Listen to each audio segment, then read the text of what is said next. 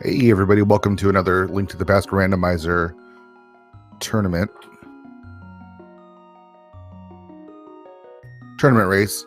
We've got matt7898 and Asazas here in the winner's bracket, game 2. We're going to watch a standard match today. And I'm Fear Agent. Join me today is my good buddy, Frostbite3030. Frostbite, how you doing, man? I'm doing great. You know, I'm a little bit salty because my controller broke and I can't play, and everyone knows I'm horribly addicted to playing the game. So instead, you get to listen to me ramble for about 2 hours in this thing. Looking forward to this match. Two super good runners. We were just looking up their NMG times to compare them, and they're 40th and 53rd overall on the ranking, both well sub 130. So I'm looking for some really good execution and maybe some crazy gambles to go along with it. Yeah, for sure. Matt7898 is one of those runners whose name you might not know, but you should. He's not a full-time streamer, so he's not out in the zeitgeist of Rando world. But if you race a lot, you'll see him racing, and you'll also see him winning. Super good execution, really good router, just a great Rando runner. Azazas, on the other hand, streams a bit more and is mostly known for NMG running. Not so much as Rando, but is a really good Rando runner as well. So names that aren't like synonymous with Randomizer or Z3 Randomizer, but I mean, I wouldn't be surprised if these guys made like semifinals to finals of the tournament because they're so good. Unfortunately for them, they have to face each other here. Azazas won game 1.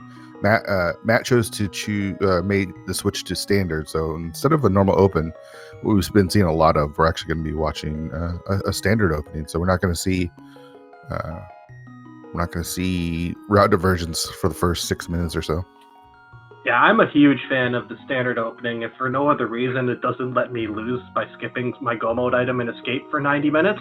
But it's an interesting. I love looking at the little fine strats that people use, especially if you get a more fringe item, especially Canis Samaria. There's a lot of flexibility with that item, and it's always interesting to see like who's put in the grind time with bombs and escape, etc. But yeah, these two runners, as you said, super good. Maybe not the most well known from a fandom standpoint, but definitely runners that other runners are looking to duck. Yeah, 100%. Like you and I run a lot of races. I mean, you've probably run more races than anybody on SRL. Maybe possibly anybody. That's exactly right. Yeah. And so you get familiar running a lot of races with a bunch of different names. And Matt is one of those runners who, I went through a string of spoiler log races and trying to like my version of an MG run to help like, execution and stuff. And Matt was always joining me and destroyed me just because he's just really, really good. And so I'm always excited to watch Matt run races because he just routes really well and performs really well. And Azazas is going to do the same thing. So yeah, exactly. This is going to be super fun to watch, man. It is also the battle of good versus evil. If you look at their sprite choices, I'm not sure which side you go on, but yeah. And we're off. Are you interested to see what we get, what item we get? As runners that are well versed in sub 1 hour, 1.5 hours, sub 127 actually, NMG runners, probably wanting the sword, but yeah, the sword's a good item. I don't know that it's necessarily the quickest item, but if you are more versed in NMG, it's definitely going to be the item you're the most familiar with.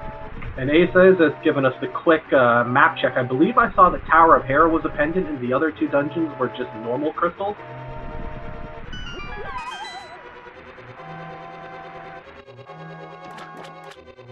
All right, so what's Uncle going to give us? He gives us the bow. This is my absolute favorite starting weapon to get. You can push almost sub 550 with the bow. Yeah, it takes down green guards with 1 shot, blue guards with 2 shots, and then the ball and chains with 4. So you can, if you're well versed with the bow, you can fly with it. Yeah, not only that, it also eliminates one of the most annoying end game items to search for as well. Yeah. Like the other items, like the Canis Samaria and the hammer, they tend to block a few more locations. So obviously there are seeds that hammers are terrible and Samarias are terrible as well, but bow just is way up there with the ice rod as far as being unable to find it when you need it, and just getting it right off the bat is nice. The other thing it obviously does is it opens up that really early Eastern Palace play if you want to make it. Sure. I find the early Eastern play, as far as like the bow requirement, it's not a big deal. I mean, there is some Sphere 1 locations, but the bow only unlocks Armos Knights. So Yeah, I totally agree with you that when I get that bow early, now I don't know how it really meshes with when you get it as an escape item, how to read that necessarily, but when I get that bow early, I'm not necessarily thinking Eastern, I'm more thinking pod. But yeah, exactly. But it does give you that option. It's a crystal. Saha's Closet is obviously a really nice early check that can give you some nice stuff as well. Yeah, totally. I know a lot of runners just think bow, I need to go to Eastern. And because it is a crystal, it's not the worst play, but I also feel like putting it off for later isn't necessarily a bad thing either. For sure, you can get that mirror. Yeah, both runners finding full magic containers early is nice, and we've got our first bottle of the game, so Sick Kid will be out of the way when we go to Kakariko, which is also pretty nice. Exactly, and obviously one of the more interesting changes in my perspective with B31 was the changes to the item drop pools, and you'll see that they're basically not going to farm any more of these guards or snakes because they both know that this is the magic pool, and they're not going to find a bomb from these guards. Yeah, that's right. But basically how it works is the green guards, the blue guard, and the snakes are all grouped together in one pool. So the only real other option they have is finding one in a chest, which is obviously great, which they adhere. Yeah, as I'm talking about how important this might be, or farming the rats later in the dungeon. Yeah. But I mean, that's the way it goes for commentary, right? Talk about an item that's going to be hard to find, and then you find it immediately. We'll just start rambling about the ice rod 30 minutes from now, and it'll be all be good. They'll get going mode. But yeah, I as a guy who really likes standard and always has been fond of standard, because I guess that was sort of the version that was popular when I joined the community. I really like this change because I always hated the bomb roulette in version 30, where you felt you killed every enemy in escape and didn't get any bombs, and you're always paranoid that your opponent got them. So yeah, now you know, if you're familiar with the prize packs, it makes farming a lot easier as far as like not wasting time, for sure. Exactly, you know whether or not your opponent is possibly going to get one, because if you know that it's in that sixth spot in the particular prize pack where the 8-pack falls, you may choose to skip it, but you know your opponent could have gotten it, right? Yeah, totally.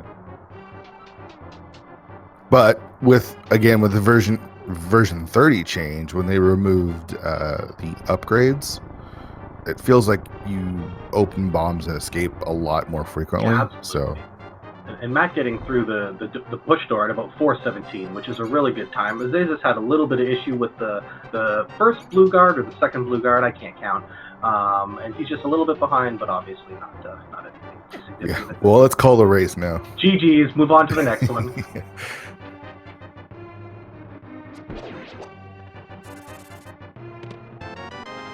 If you'll notice, a lot of pumping is going on here. Yeah, I love the fact that they have the fire shield already in escape. That makes me happy. Welcome to lag, my friend. I wonder if any of them is going to route Skull Woods early, see if they can get that picked off. No, I'm joking, of course, but... All right, so escape not really having much. I mean, that the bottle is nice because, just makes Kakariko routing a bit easier. Yeah, for sure. It definitely, I think, sort of narrows down where you're going to want to go after. Yeah. I'm getting bullied by the rats there a little bit. So we've got our map, we've got 5 rupees, and we've got cash. Again, not exciting, but nice to have early on.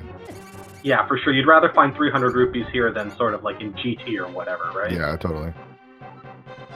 Yeah, early cash just makes, bottle vendor. If you need to buy bombs, it makes it quicker. And then, of course, we've got Zora and stuff. So, but look at that. 552 escape. Yeah, 2 really good escapes. And 557. All the money up here. Gots to get paid, man. Gots to get paid. All right, so we got a map check from Azazas. Matt will probably do a check soon, which was Eastern Desert and then Pendant at Hera. Fear the Witch just called that like literally, I think, as Matt was pressing the button to check his. I've raced a lot with Matt. I've watched Matt a lot. Yeah, and I feel in these, like, I tend to be a runner that might delay my map check just as I'm focused on other things, but in these 1v1s, I've been very conscious to do it early, and I feel like most runners are. Yeah, just get out of the way. Yeah, just totally get out of the way and don't have to worry about it later. I mean, especially if you're, I mean, this isn't the case here, but you're playing something like 6-6, it's good to start thinking about potential options as early as you can. Oh, we've got a flute. That is an incredibly hilarious item to be up there. Is it needed? Who knows? Will it be faster? Almost certainly if you get it, but not if you get it and it's not needed. Yeah, that's interesting. I'm gonna guess that it's probably needed, but I mean, that'd be crazy if flute is just on lumberjack and not needed. Yeah, that would be interesting. Very interesting. That's one of those. That's a really interesting item to be up there because it's something that one of the runners might decide to make a play for, especially if something goes a little bit south for them early. Yeah. And then finding that lamp right there, right after you see the flute on the lumberjack, if they get the boots and cack. That's hilarious. All right, so we've got early lamp, so we're not gonna have to see any darkroom navigation. Which is unfortunate. I'm a big fan of dark rooms, especially when you have two opponents in the dark rooms at the same time and you're watching a black screen.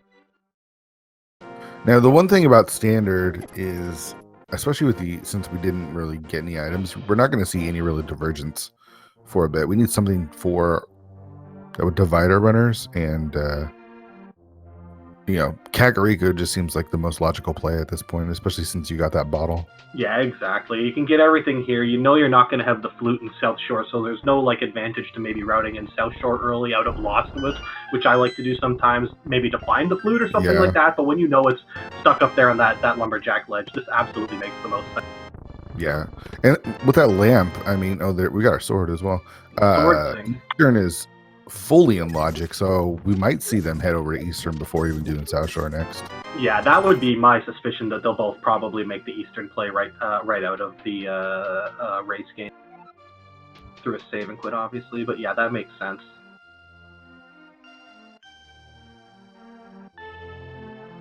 But getting the early sword, early lamp, early bow, you got a lot of easy combat options.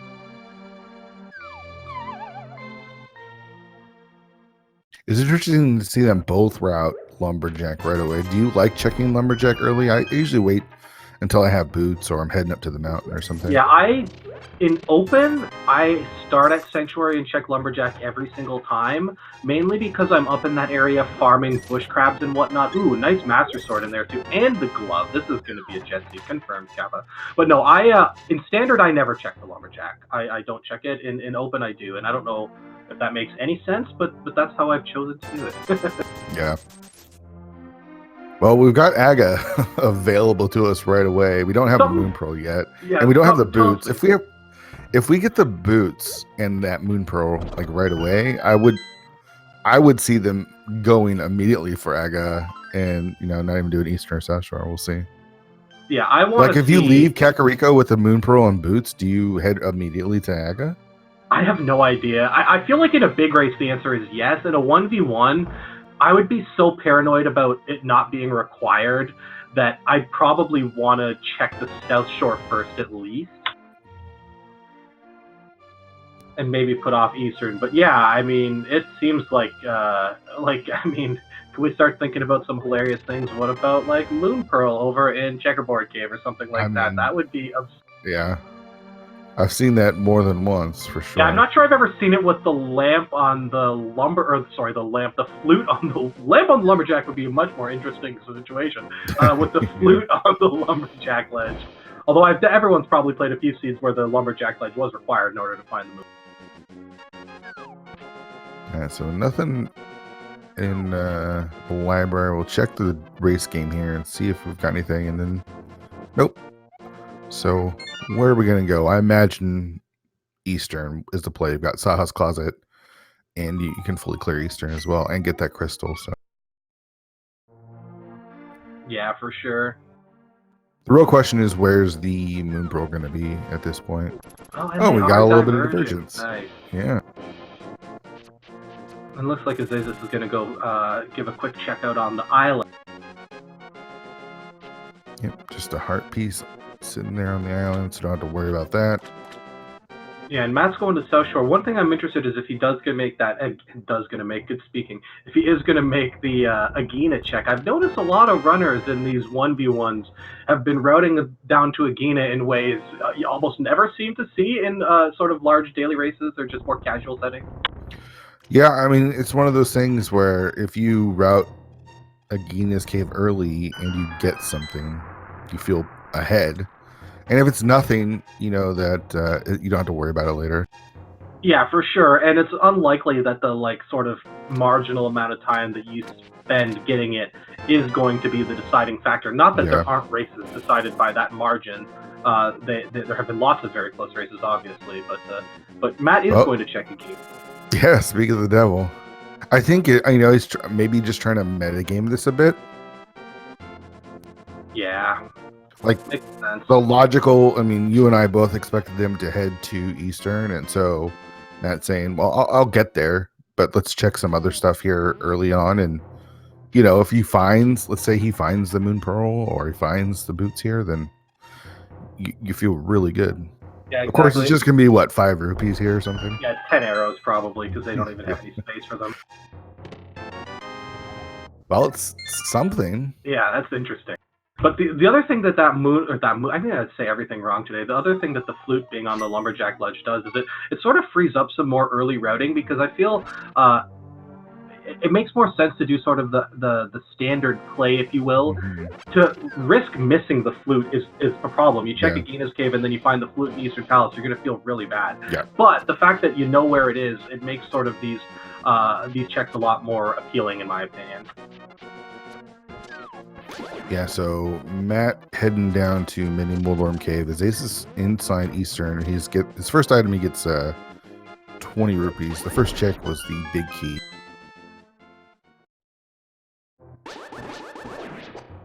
Quick shout out to our tracker today, Slowpoke, who's going to be able to keep us on task. I believe they're in chat as well, so if they miss anything, which they shouldn't because they're such a good tracker, let them know and they'll make the that's Aga. So big shouts to Slowpoke, our tracker. We got a cape in Mini Moldorm Cave, and that's about it.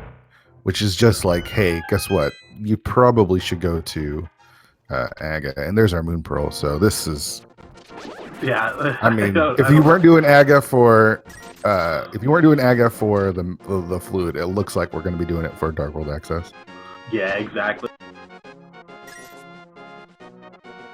I mean, after they do this, there won't be a whole heck of a lot of checks left in Logic. We'll have our good friends the fish up north and a few things up on Death Mountain. Yeah, but you're not going to want to do, I mean, those couple odd checks. And, I mean, it really feels like, of course, Meyer could be a pendant. And even so, it still might be required. But, yeah. I mean, with that flute there, just incentivize for sure getting Aga out of the way. For sure. It definitely makes the Aga gamble, even if it ends up being sort of a non-required for access. At least you have the hope in your mind that, oh, well, maybe the flute is required. And frankly, the flute can save a lot of time over the course of a race. I'm not sure it can save like an Aga Tower's worth of time unless you're doing some really interesting route. But it can definitely make some of it back up.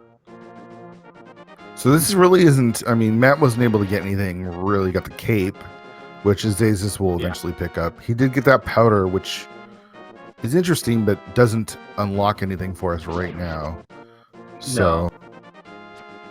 It is an early Sphere 1 fetch quest, though, which I'm always particularly sort of wary of. Yeah.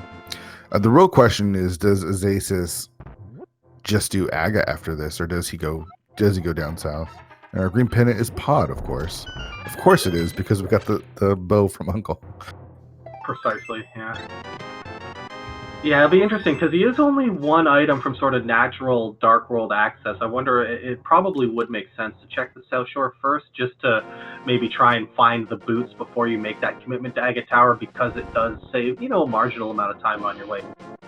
Yeah, and so another thing to consider is coming out of Aga, right? Like, you come out of Aga, and if you have like the hook shot, in the glove, you could head west to the Thieves Town.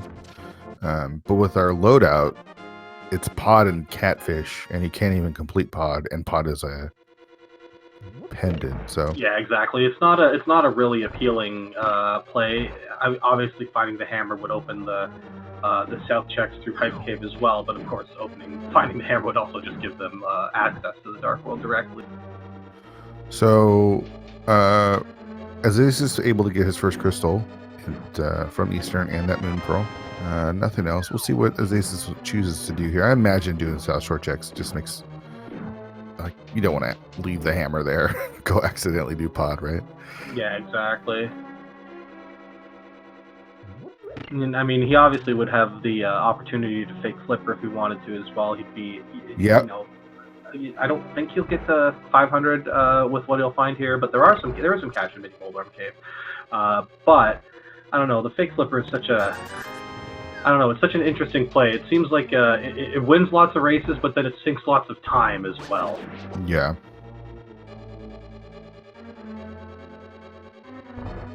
Yeah, it'll be interesting to see if Azasis wants to fake flipper now that he has that Moon Pearl, so he can head over to the Waterfall Ferry, which Matt didn't have the option to. So yeah, it really exactly. to go to even do fake flippers for like hobo. Well, and of course with he didn't have enough money for Zora's either. So exactly, and with the splash deletion, you can get an item on the Zora ledge very easily these days in ways that used to not be easy. That's true. I feel it sort of incentivizes fake flippering a lot more because, first of all, you don't have to run all the way south to the the traditional screen transition spot to hop in the water. You can just hop in right south of Link's house, and it's actually fairly simple, especially if you're on top of the water, like you would be coming out of the Waterfall Ferry to hop down to the Zora ledge. So which checks do we have left in Logic? We've got Zora's in Logic with that glove. The lamp in the glove also gives us the Old Man and Inside Spectacle Rock. And I believe that's it.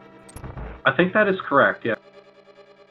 And going up to the mountain with only those checks available, it never feels good. Now, you run into your hookshot and Spectacle Rock Cave seemingly more often than seems random, but I wouldn't be surprised to see both of them head right to Egg after. So what do you think? Does Azasis fake flipper here? I'm not sure. I've not watched him enough to know whether he would. I would be really hesitant to fake flipper with that groupie count. I'd feel it would just be a real feels bad man moment if Zora had something and you went there with like 450 odd rupees and didn't get the. Yeah. Especially since it's the only logical location up there. Yeah, that's true. He wasn't even really thinking Zora as well because he saw that 5 drop and didn't go out of his way to pick it up. Yeah, that totally makes sense. Zora's an ugly, slow check at all times, so it does talk about ugly, slow checks. He's going to slowly go up to the mountain now. Yeah, exactly. Now this has, some advantage of opening up that save portal, which it's minimal advantage, I guess, at this point, given that they don't have the flute. But it's not a bad play. It's likely something you're going to do anyways. Yeah. I've seen runners rescue the Old Man and then just save and quit after that. Oh yeah, I've done that for sure before, and I've been burned by it and had it pay off too. So I like that play as well. I feel I like that play more if you're routing Cat from the south. You come up through Lost Woods, you check the Lumberjack, and then you sort of just end at the Old Man as sort of the end of your trip. I suspect Azasis is going to go all the way up and check Spectacle. Yeah, just trying to find maybe the hammer or something that would give us more access after we do Aga, and a really clean quick kill on the Armos Knights from Matt there as well. Yeah, very nice. And there's that Zora money. Yeah, until you get there in 497 and you kill half the Zoras in the world and you don't end up at 500 and you have to save quit. That's never happened to anybody ever. So Matt's going to skip out on the Old Man and the Spectacle Rock check and just go do Zora at this point. Excuse me, to Aga. Yeah, and he's got that Agena check-in already, too, so he knows it's basically up there. And oh, well, there's Quake. It's an item. Yep. Could be useful. feels like it's Maybe- going to be required. Maybe it's the item to get into Pendant Mire to get our hook shot or something. I feel it's going to be the hammer and Pendant Mire. I got my money on the hammer. All right. And Matt showing off those NMG strats right away with an incredibly clean ball and chain guard in AGA 1. Where's his aces going? I don't know.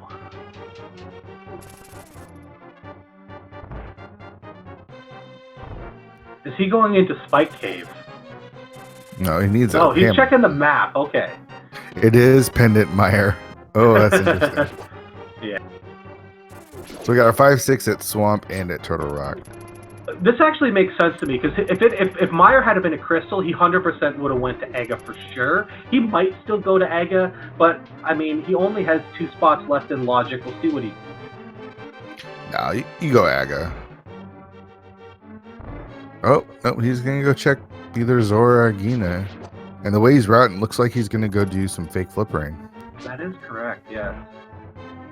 So here's what he's thinking. He's like, if I can find the mitts or the hammer in the flipper lock, maybe I don't even need that flute. Yeah, and that happens. I mean, it's not necessarily a super common thing. It happens fairly regularly, though, where your Dark World access through Aga is to get those flip. Yeah.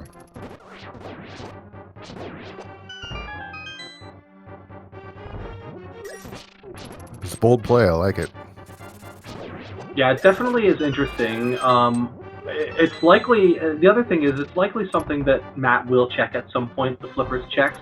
I mean, if you get the flippers, it'll be certainly faster than walking all the way around to the south of the lake. I mean, obviously, it would have been nice to see Azaze's hop in with the splash solution, but it is newer tech, and not everyone has made themselves familiar. Plus, he is low on arrows, so I guess that is a consideration as well.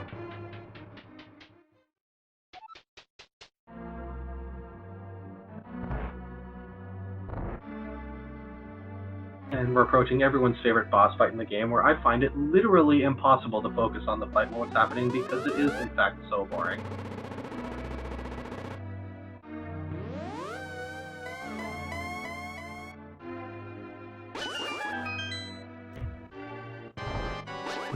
Azaze is still sitting on 497, which is a little bit concerning heading up towards the Waterfall Ferry. Now, statistically, he's almost certainly likely to find a big 20 amongst one of those 2 chests.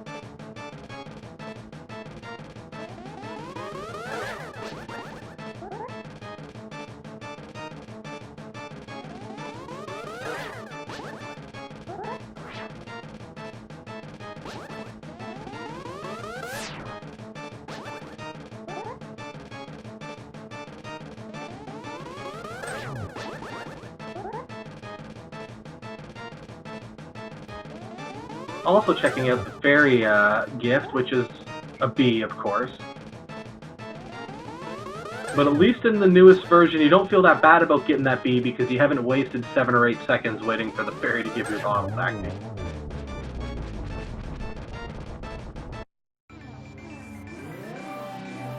And just 20 rupees on the Zora ledge, so just Zora. Now, it'll be interesting to see, I mean, obviously, if Zora has something important, that'll be one thing, but if he doesn't, whether Azaze's decides to just fully clear the light world and commit to Agina, or make that play up the tower at that point.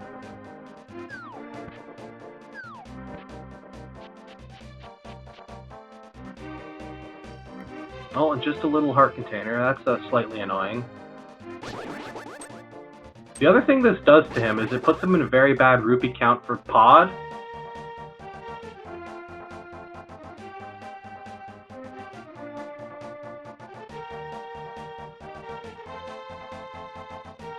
This is actually going to be an issue for him. I think Matt found 20 rupees on the pyramid ledge, if I'm not mistaken.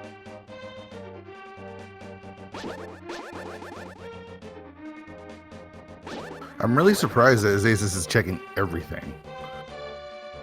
Yeah. So Matt with bow in hand again. Not really very many options coming out of Aga there. No, and they're almost certainly going to find their progression bow-locked here in Pod, whether the whole dungeon's bow-locked or whether it's just one of the 2 items behind the sort of always bow-locked location. Yeah. So Zasis will pick up the powder here. And we get new information from Pod. Are we immediately bow-locked? Not immediately.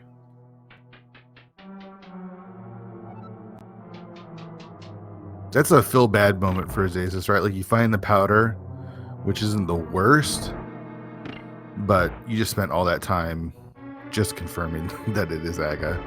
Yeah, like there's some fringe scenarios where it ends up working for him, like if there is something on the powder and he can check it his first time through the village or whatever, but like, yeah, you'd rather pick that up later. I mean, you might maybe rather not pick it up at all with these Rever's skill level, but you'd much rather pick that up later when you're going over there for desert, which will have to be completed at some point during. Right. And you know, something that we didn't really take into account is that flute might be needed to get into desert. Exactly, yeah. That actually is a really good point. I don't know what the odds are, but it seems like more than half of the time your access to desert is, in fact, through the mitts and the flute as opposed to the book. Yeah. All right, so the big key chest is give us another small key. All keys in the front, it looks like. Yeah. There's the 4 required small keys. Let's go 6 for 6. Let's get the 6 key front, the legendary, legendary pod layout. But if there is another key back here, that does mean that certain items in the back will be considered full lock. Not that it's relevant in this scenario.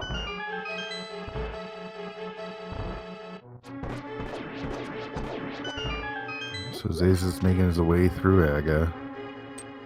Matt with a very clean mimic room in Pod there as well.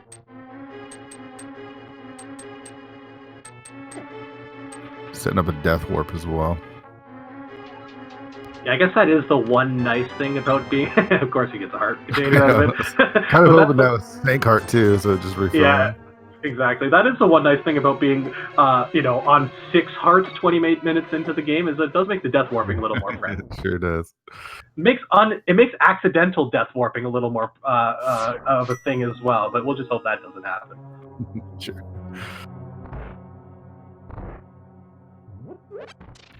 So surprise, surprise, nothing in the front of Pod. Yeah, 2 items already out of the way. So do you think this is going to be the hammer to let them full clear this, or are they just going to be getting the hook shot to put them on more of a wild goose chase? Not that they necessarily want to full clear this with it being appended. No, I don't think it's going to be the hammer. I think it's going to be something else that leads us somewhere.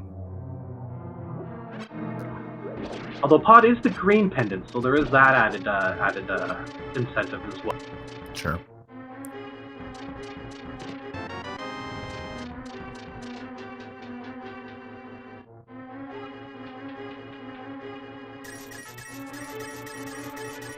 All right, we got to find some stuff here soon. We've got, okay, that's our last small key. And we've got our map. Please, Pod. So big key's probably going to be in the Harmless Hellway down here. That's what I'm guessing. Yeah, it seems to always work that way. I mean, it doesn't have to be. It could be in the Dark Maze, but... Oh, it's the Myths. Myths. Why weren't we guessing Myths? Every seed this tournament has been Myths Dark World access. So now we just need the boots. And we got some Mire action, hot Mire action.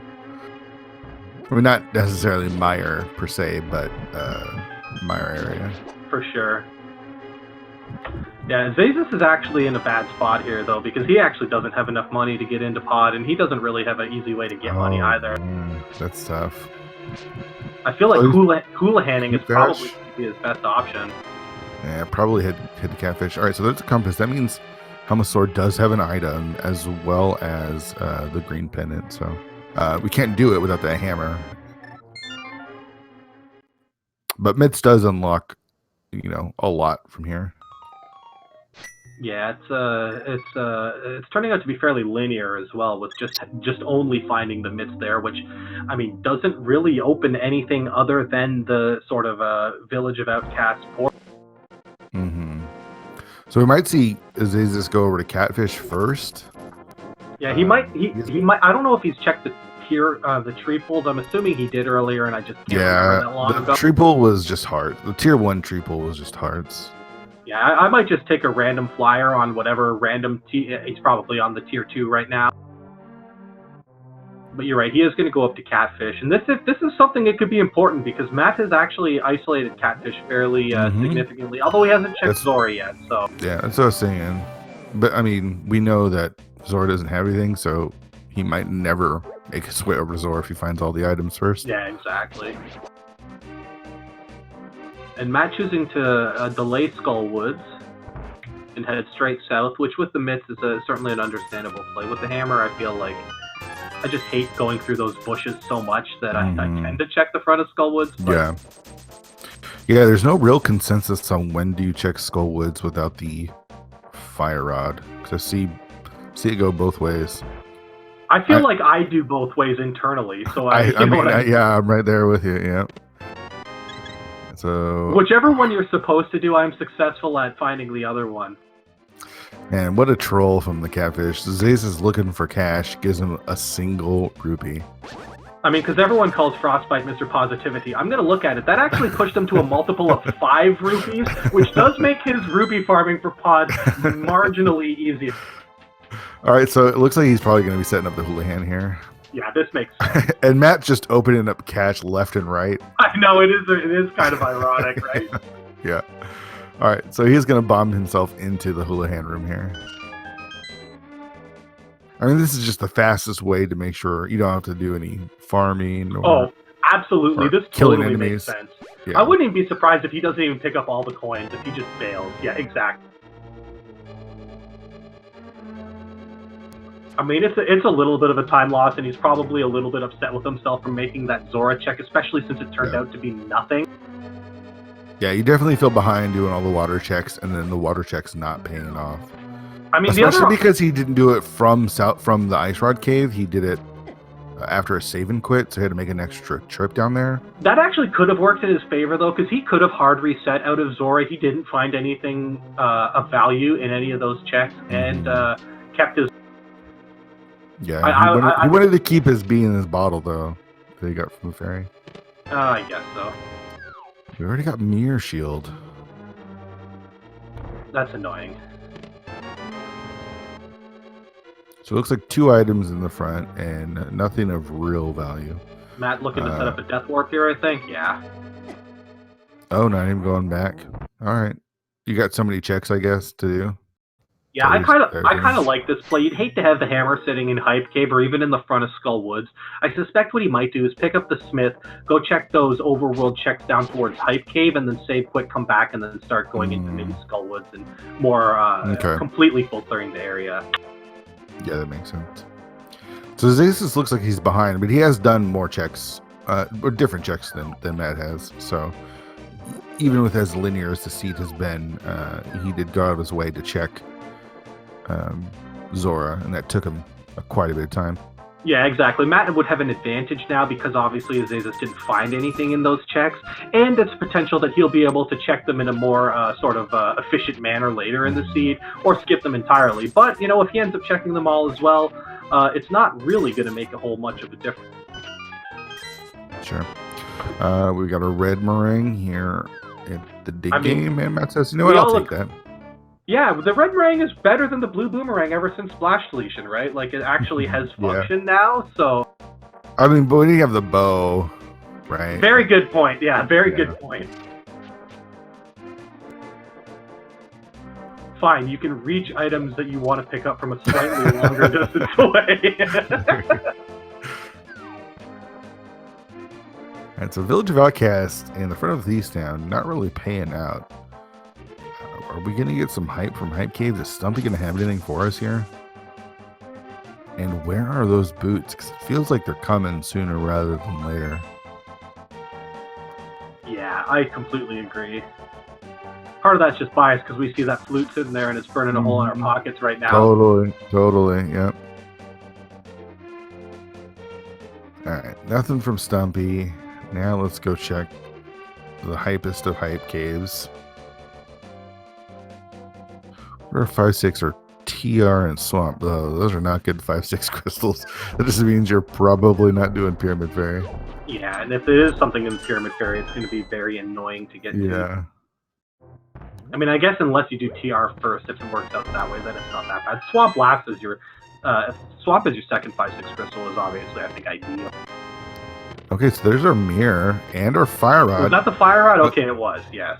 Yeah, so that's gonna work out for Matt not having jumped into Skull Woods there. He'll be able to complete it all the way through. Where's he going?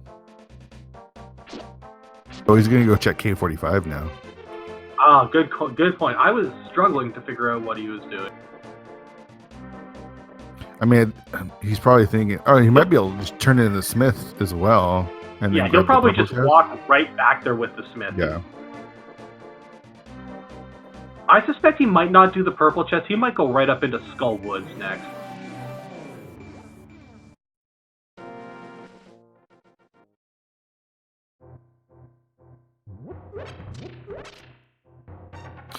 He wanted the hearts, not the bombs. I liked it. Good. I was like, what's he grabbing the bombs for? He's got 8 of them. He doesn't need more bombs. Oh, he just wanted the hearts. I feel like he's definitely going to Skull Woods with that heart farm right there. Matt, a man after my own heart, slightly walking the wrong way through this screen, which I can never keep straight in my mind, it seems, between the light world and the dark world. I mean, he was just in the dark world. It's an easy mistake to make. All right, so what is old Jeremiah going to give us today? We took him on a long trip. We give him $10. And what is he going to give us? What a jerk. Yeah, he saw you skip those bombs. And it's like, what? Those are valuable. We have more of them back at the shop.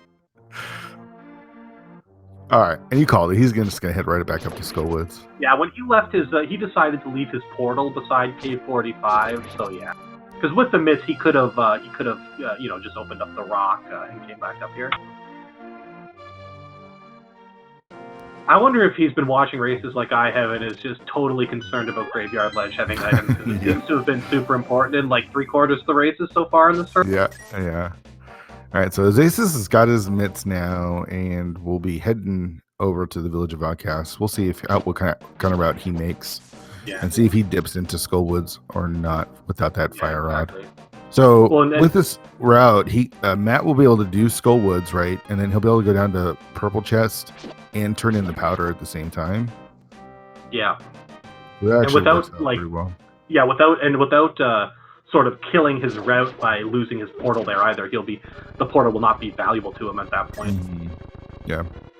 But then back to Graveyard Ledge. Graveyard Ledge was actually a very significant factor in deciding the first match between these two as well. So it's almost impossible to not keep that in mind as you're playing the follow-up. Yeah. All right, so we've got the mirror. We've got mitts. We just need boots. And Checkerboard Cave is going to have our hammer. Right? Something's down in the mire area. I agree. I don't feel like we're just going to be rambling about this for an hour and then, oh, by the way, flute totally not needed for this speed. You know, had Matt made the switch to 6/6, that might have been a different story, obviously. But I mean, it's anyways. But right, so normally you just go check Moth first.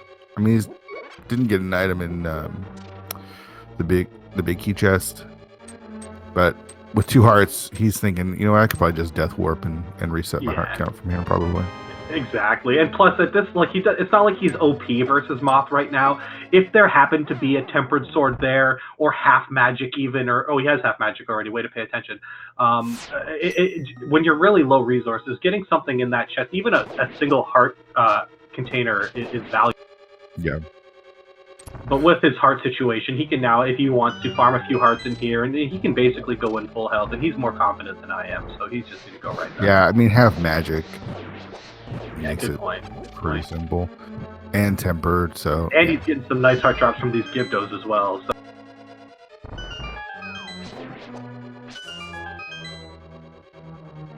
So apparently everything in this dungeon is in the good health pool. Apparently. All right, so his aces did skip out on Skull Woods right away, and that will pay off because he'll be able to get that Fire Rod out of Hype Cave and then come back and just do it all in one dip. It'll be interesting to see what he decides around continuing into Thieves Town or not, because he does have quite a bit more health than Matt did at this point.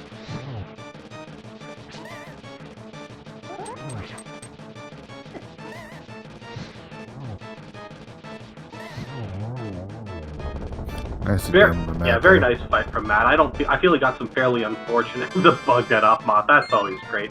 He had some fairly unfortunate spike RNG there, and was able to handle it very.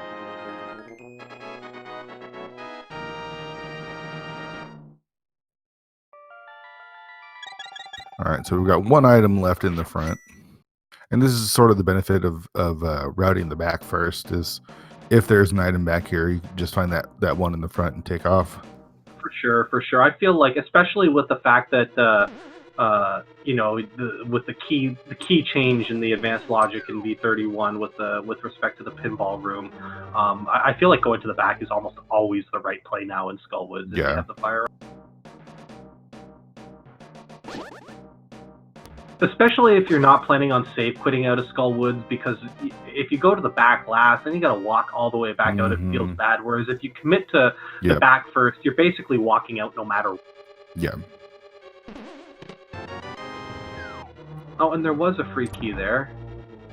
Matt making a play I don't think I've ever seen before, which is awesome. I've seen this a couple times, especially when you have a couple keys. Makes sense. No, it totally makes sense, because if this is your item, you're God. It's not, so he's just going to mirror out. It's not that much of a loss. Yeah. Probably I think he got the big key, yeah, so we'll probably see a bomb jump here first.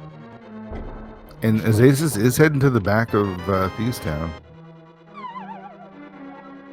So that's item number 3, $20. Yeah, it's fairly likely he's going to get away with this and not end up with an item in the big chest. But, I mean, it can obviously happen. It's the second of our 3 medallions.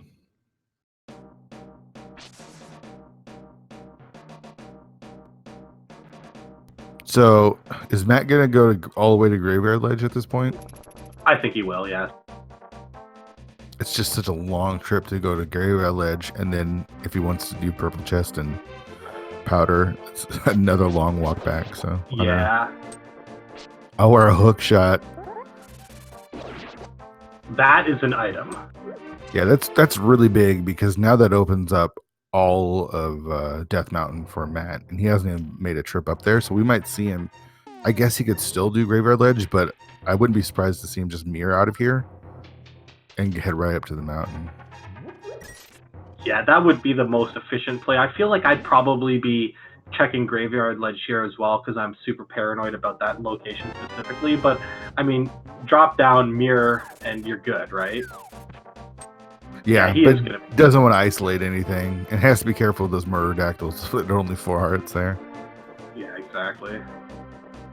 All right, so I missed Blind Cell because of that big hook shot. Yeah. I was like, ooh, shiny thing. Let's look at that thing. Yeah. Yeah, no small key, though, so don't have to worry about the big chest. Oh, our tracker taking care of us. Shout outs to Slowpoke again. It was a heart, so nothing in the back of Thieves Town here. And with a key locked in the big chest, not having to worry about coming back, so that's good. Yep, and just gets it done out of the way. The save and quit, that was interesting. Is that faster than walking out? I'm not sure. Everything I used to think about saving and quitting has been sort of changed with the slight addition to the time delay. I feel he probably would have been better off walking out. But he is making the play up to the mountain now. Yeah, this makes sense. His hammer's almost certainly going to be somewhere up on this mountain, it seems, at this point. Either that or it's going to be the boots. You know what'd be crazy is if the boots are like in GT and just not needed. Yeah, that would be a little annoying as a runner, because he'd be thinking, ooh, see that flute? I know I'm going to get early boots. Yeah, nice try. Yeah. So both of our runners at 2 crystals, just 2 different crystals. Ace is choosing to full clear Thieves down there. And Matt clearing out Skullwoods. And I imagine Asazas making that play after picking up the Fire Rod and Hype Cave here soon. He chose to leave the Smith there, though. Yeah, an interesting choice. I like it, because you know what? Screw those guys. Hey, you're never going to have to convince me to skip this. But I definitely, when I have this sort of myth going around, especially with Asazas, he's checked Pod, he's checked Catfish, he's dead-ending out Hype Cave no matter what, and his next play is almost certainly going to be back towards the village. I think picking up the Smith would have been the numbers play right. Mm-hmm.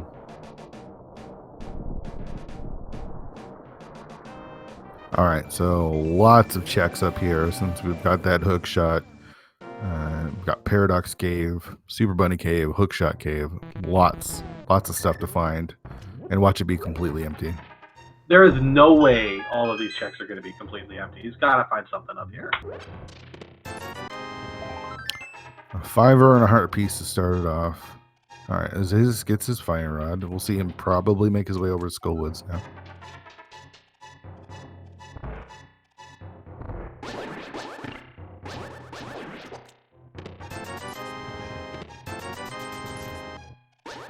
Some more cash. It does rule everything around us. All right, so there's our flippers. That gives us actually Swamp and Tempered Sword. Nice. So, oh no, we can't. We could still need that hammer. Where's the hammer? Swamp. Oh boy. I haven't seen one of those yet. I've seen a few Hammer and Ice Palaces so far, but we haven't. I don't know that there's been a Hammer and Swap yet in this tournament.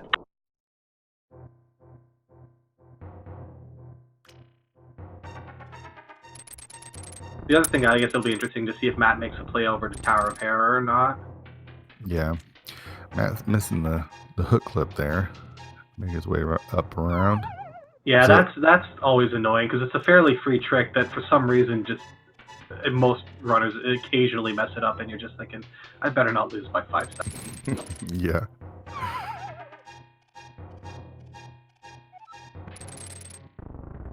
All right, Super Bunny Cave gives us our hammer. All right, now we're talking. Now there's a lot of options. So now let's start thinking about go mode. We need Samaria for Turtle Rock. We need Ice Rod for Turtle Rock. We need some way to get into Desert Palace. Oh yeah, the book.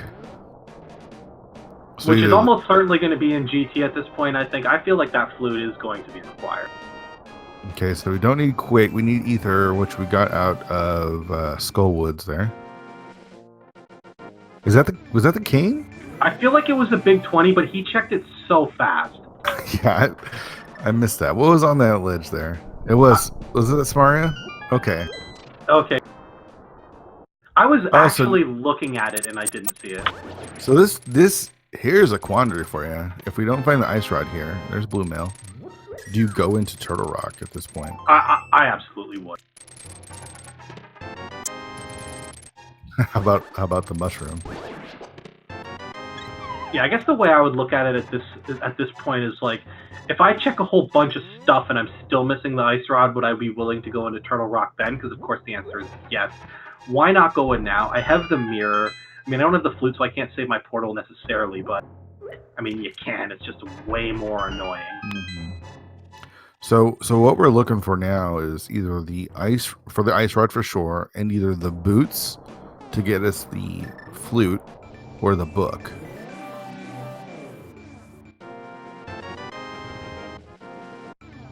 And like basically, with the exception of the Mire area, Mire Desert area, they can almost check every other spot. Mm-hmm.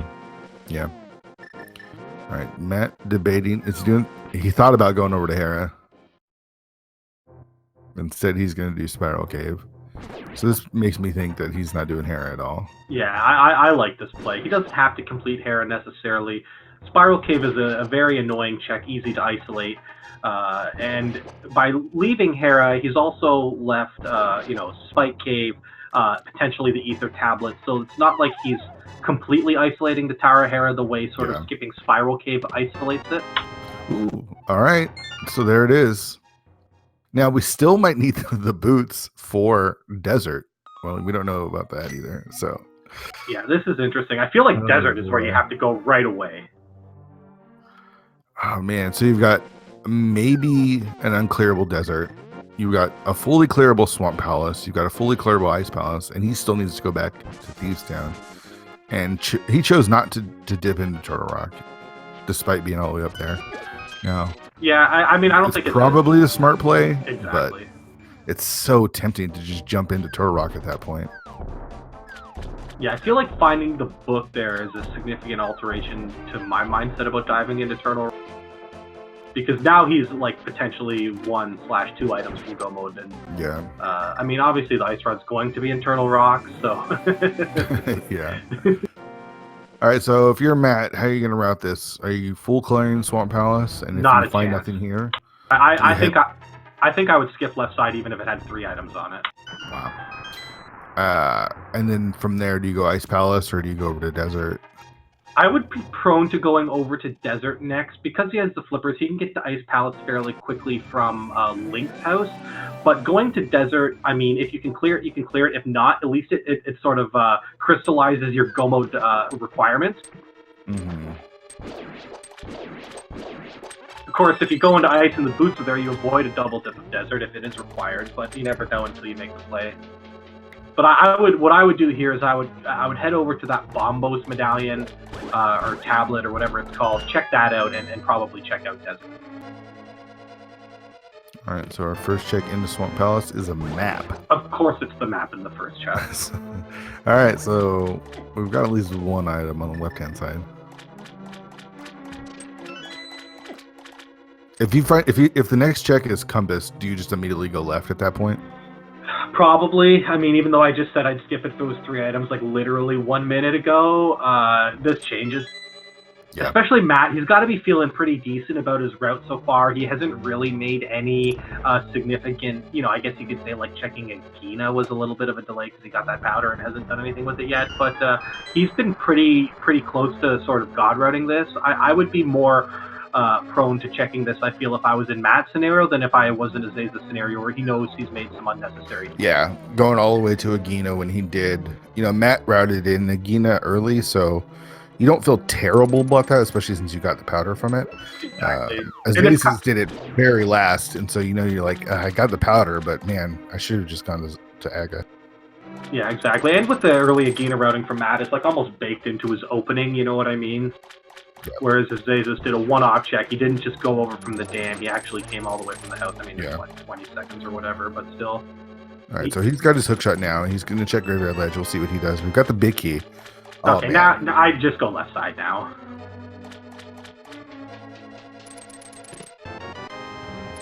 Oh, and he's going to the back. It might just be it still might just be the one item. I mean, as long as we don't find the compass here in the back. I thought he already did find the compass. First was the map, and then the big key. That's right. I'm not. He's only found 2 items. Yeah.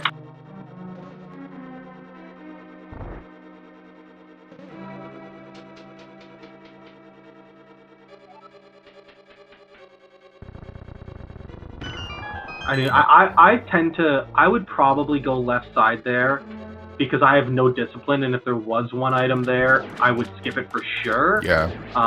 But he may not have those same feelings about his own decision making, and he might feel comfortable even if there is one item. He'll either go back or skip it and not feel bad. Mm-hmm. Yeah. All right, just some cash.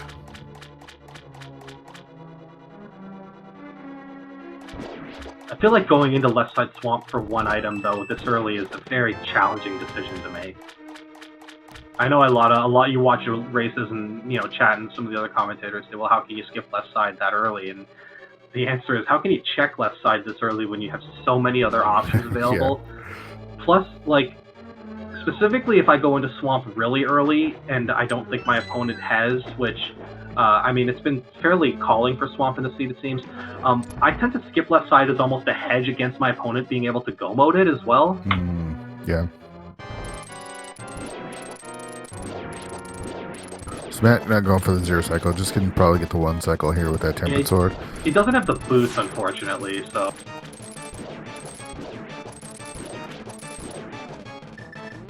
Ziz going to pick up his treasure trove of items here and get his hammer pretty soon. And we'll see if he wants to make any different decisions as far as like dipping into Hera, possibly. All right, so there's only one item in Swamp on the left-hand side. So Yeah, I exactly. imagine Matt leaves that there. Yeah. Knowing he only needs the ice rod. Well, What are the chances the one thing you skip is going to boots be the thing that you need? Yeah, the boots as well. The big question, do we need those boots?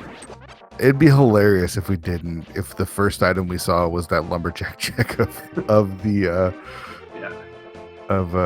flute, and Azaze is actually missing the first hook clip. I'm surprised he didn't do the second shot.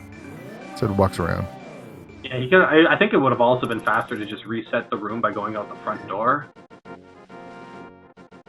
All right, Bombos tablet gives us some more bombs.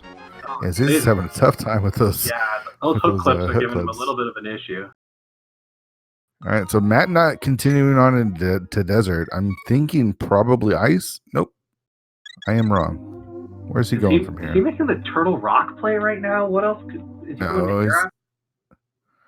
He's in Sanctuary. Oh, so we went to Sanctuary. I wasn't paying. I'm losing my mind here. All right, there's the hammer for Azazas. He's going back to Thieves Town. Yeah, this makes sense. I don't necessarily agree with this in sort of a bigger race scenario, but in a 1 versus 1 where there's a pretty good chance your opponent did the back of Thieves Town, given how deep the hammer was, I like this as a hedge against your opponent potentially finding the item you're looking for there early. Yep.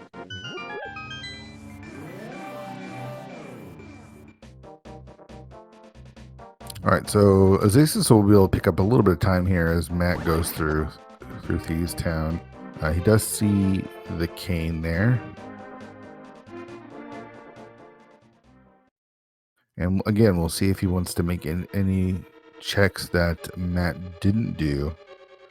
And Spike Cave is another one of those isolated checks that, like you're saying, you still have Hera and he'll get the book.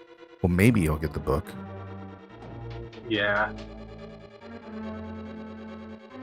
I mean, isolating even anything on Death Mountain always feels bad because it is a fairly lengthy commitment to check any spot up here with the climbs required. Mm-hmm. I always feel better isolating groups of items or, skipping, if you will, sections of the map as opposed to just one location.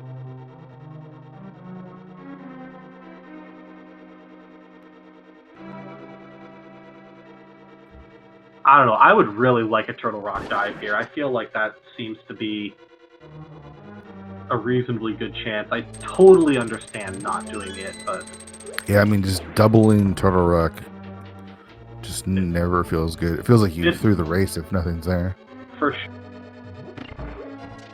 But on the other hand, if the Ice Rod isn't in a crystal dungeon, your opponent's going to go to Turtle Rock before they start diving bandits, right? So, yeah, that's true.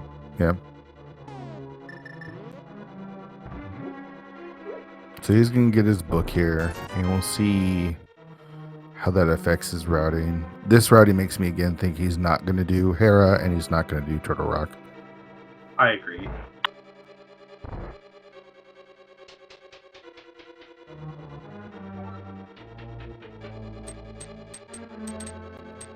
He's probably going to do similar thing to Matt did. Yeah, just head down to the swamp. Desert or not, yeah.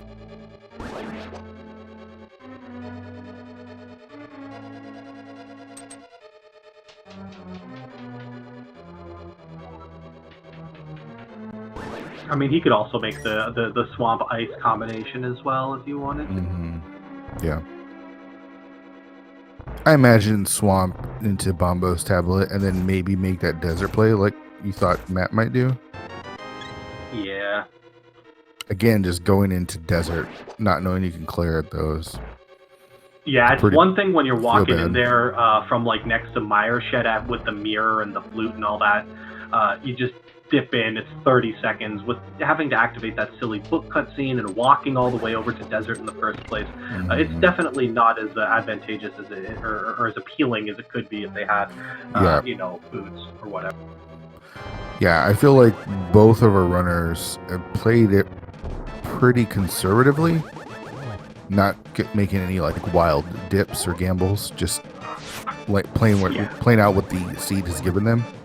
Yeah, exactly. I conservatively is like maybe like a, I don't know if it's, I don't say it's wrong, but they haven't made any crazy gambles, right? Yeah. Like they've been making logically sound choices. Right. But another thing I would like to do, and the reason I would be prone to going into desert to finding out whether I needed the boots or not, is you hate to like find the ice rod in, let's say, the first chest in Ice Palace, and then you're making the choice of, okay, do I skip everything in Ice Palace, potentially leaving the boots in here and absolutely wrecking my run, or do I full clear the rest of Ice Palace and spend 3 minutes potentially wrecking my run? So I always like to get as much of the information that is an unknown at the start of the seed as early as possible, just so I know exactly what I have to find to beat the game. Yep. So Matt gave us our first look at hammer pegs. And he hasn't done any of the water checks, so Asazas might be able to make time if Matt chooses to do like Kobo and Zora and all that stuff. Exactly. Yeah. All right, nothing there in hammer pegs, just some more cash. We'll be able to check out Magic Bat and the purple chest here as well now. Yeah, he might be just the powder forever. He might be parlaying this into desert here now as well. Yeah, that would make sense. Given where this powder was, I would not be remotely surprised to find Go Mode right here. Like Inosuke leaving the Go Mode never happens, right? Alright, Magic Bat curses us with cash. Yeah, I think the last thing Matt was looking for in that scenario was 300 more rupees. Yeah. Matt never even had to do Houlihan. He always had just enough money. Oh, so Azace is actually gonna head left side swamp. So this could be big. Yeah, this is a fairly significant decision right here. This could bring him right back in the game, or it could, if it's nothing, just push him further back. Yeah, it almost feels sort of like I don't want to say it's a match deciding decision because Ice Rod could be anywhere. Oh man. Alrighty. So now Desert is very much on the board. And now I'm more convinced that the Ice Rod is in Mire more than ever. Matt thought about maybe I go pick up that yeah, that's exactly what he's doing. So he's gonna go get his flute now. And just head right back here, but he will be able to check out Mire Shad and Checkerboard Cave and do all those checks together. Yeah, this makes sense for sure. I mean, obviously, if Aga hadn't been completed already, this would be a silly decision, but with it being just sitting there ready, the earlier you get that flute, the more time you save over. So we are in Ice Rod Go mode. Got ourselves an Ice Rod hunt. And if it's here on the left side of Swamp Palace, this is going to be tough for Matt. Oh, for sure. What do we have here? Just bombs. All right. So it's interesting. Ice Rod mode's always sort of like, a very annoying mode because you kind of feel like it's going to be in TR, but you have to clear multiple crystal dungeons a lot of the time on your way there. And it's like, do I just skip things and go there, or do I check other things? Do I skip every single overworld location on my way through the dungeons? Do I check them? It offers a lot of sort of tough decisions. Yeah. If you're Matt, do you feel bad about getting boots that late? I mean, Purple Chest has been available for some time. And you had the mirror as well. Yeah, I don't know. I mean, the answer is yes. You feel bad getting the boots after an hour just like in a vacuum, but I'm not sure live in the moment whether or not I'd be thinking my opponent got them earlier, just because although they did have the mirror, it wasn't like a super convenient. They had to pick up the smith, then go get the mirror, then walk back, so it wasn't like a perfectly clean sort of Smith Purple Chest mirror routing scenario. And it's not like your opponent could have just started in Hype Cave, which I think was where the mirror was. or was it Stumpy? I can't remember. It was somewhere south of Cat. Yeah, it was Hype Cave. Yeah. Yeah. So it's not like your opponent could have started at Hype Cave and had the mirror immediately and then done Smith into Purple Chest in the most efficient manner. So I would probably feel pretty good still. I mean, as good as I ever feel like I'm behind after 5 seconds into the siege. Because I feel like that's how most racers feel, right? Well, so I don't know how most racers feel. That's definitely how I feel. Yeah, my experience is that you generally, most people assume their opponent god routes a lot more often than actually happens.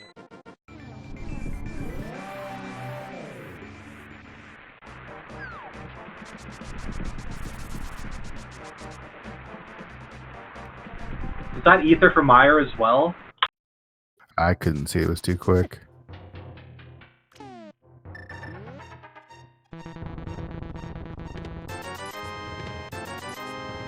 All right, Meyer Shed gives us $40.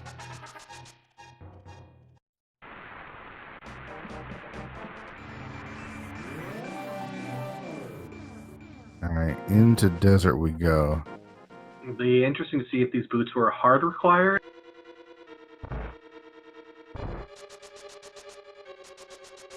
Man, so where does Azasis go from here? Because, I mean, does Purple Chest really sound that appetizing? Never.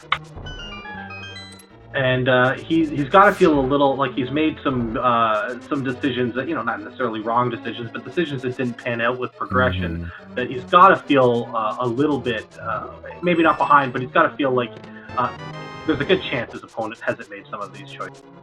All right, so you could clear the dungeon without the boots, though whatever's on the right side is locked by the boots.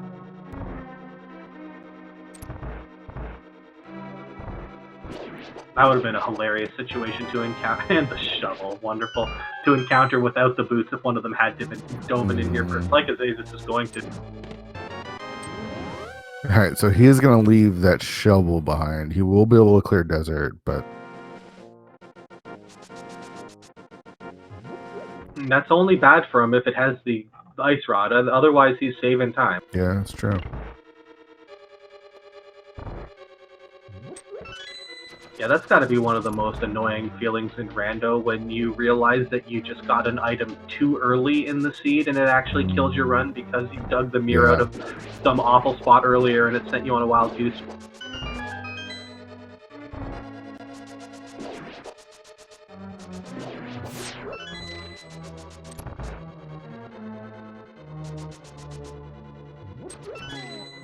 But yeah, after this, it'll be interesting to see what Matt does, because he still has Ice Palace yet to complete.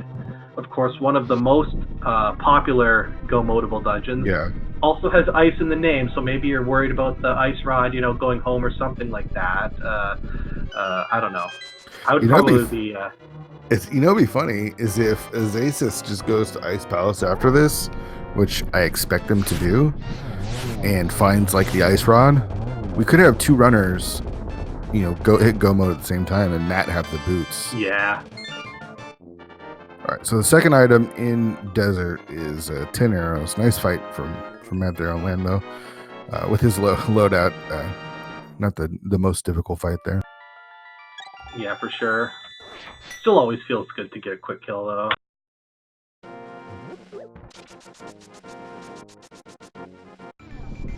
I mean, if Ice Rod is in the dig spot, then it's game over. Yeah, for sure, 100%. There's no way that Azasis is going to go back for that shovel until it's way too late.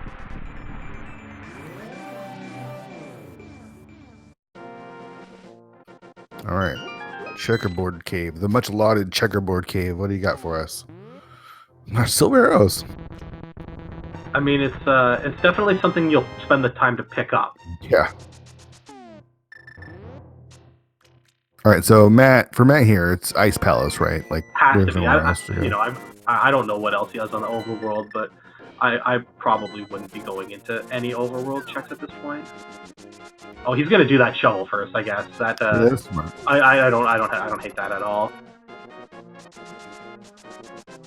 Nothing feels worse than finding your go mode on a fetch quest you've been carting around for tens of minutes. Oh yeah. No, that happened to me last night. just a heart container. Matt is just gonna turn his 11 back on it. Yeah, 11 hearts, blue mail. I don't even want to look at you. All right, so is this ice? Yeah, I think so. He probably came this way because I don't think he's scoped out the island Yeah, yet, so that's he'll just true. get a free Yep. look. All right, Lamo down for Azasis, and I imagine he's probably gonna be he might actually beat Matt into Ice Palace at this point.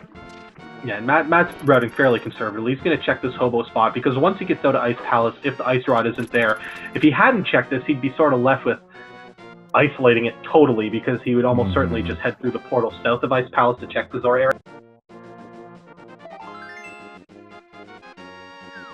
So if the Ice Rod isn't in Ice Palace, this could actually be good for Azasis, although Azasis probably needs it to be somewhere really bad to help him at this point.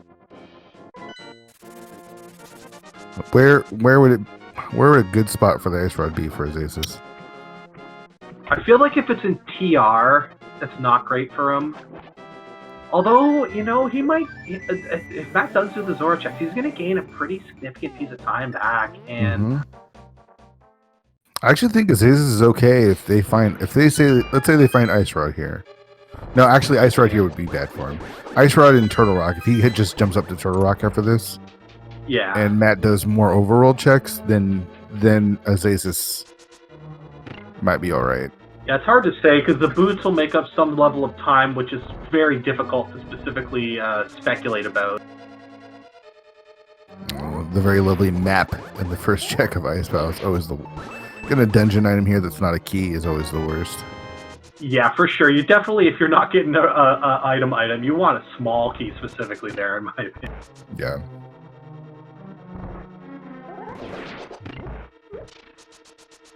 And we'll see how much having the boots helps in this dungeon. There's not a ton of dashing in this dungeon to take advantage of, so I don't think it's that significant. Ironically, the one spot it can help you with is lining up to enter doors and rooms with ice on the floor can be very annoying without the boots. Yeah.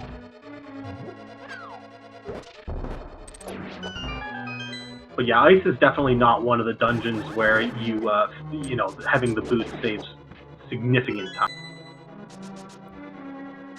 Yeah, I mean, just look at all the dashes that he's having to cancel here. Yeah, I mean, actually probably costs him a little bit more time than just walking through it.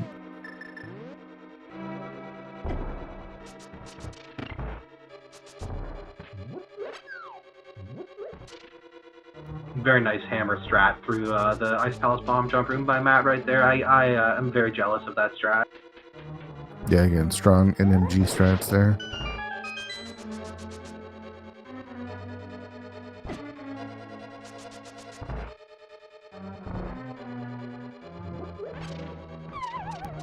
Looks like Matt is going to head straight to the right side.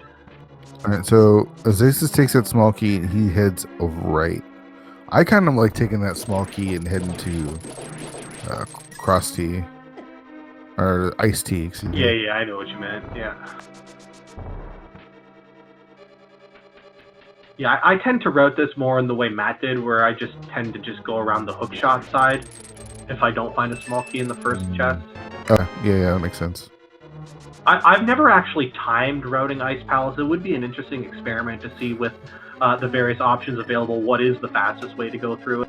But I mean, they're not looking to full clear it. They're just looking for the ice rod. So if you find one item, like in that freeze art room, then you're able to skip the rest. Our first item is 3 bombs.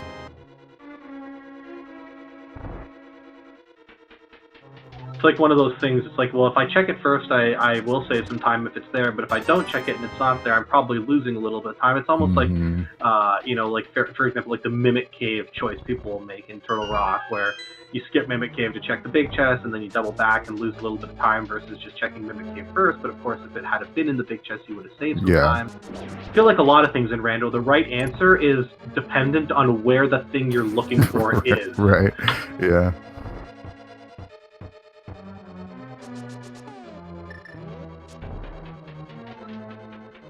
Now, the room that Azasis is entering is one room I really like having boots through. Just it feels like I'm able to navigate it a little bit easier. Yeah, for sure. See, I wasn't joking about boots helping you get inside those doors. Yeah. Matt didn't even use them. A little bit more successful bringing those frames back. All right, so we're down to the big chest and Argus for our last, excuse me, cold stare for our last two checks. It's not going to be here. I agree. It's more likely to be in Mire than it is in Ice Palace, in my opinion. I agree with you.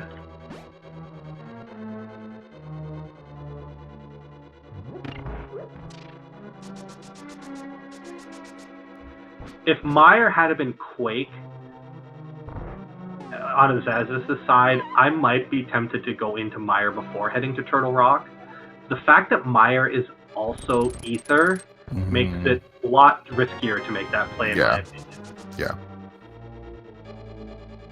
All right, so we're down to cold stare. So if you're rooting for Azazas, if you want Azazas to be here to win this, you want him obviously to find the ice rod first, but finding the ice rod here on cold stare would probably be bad for him. You want Matt to go do some of those water checks and some overworld checks that he's already done. Yeah, exactly. To get the time that he's sunk into fruitless checks back on his opponent's side as well.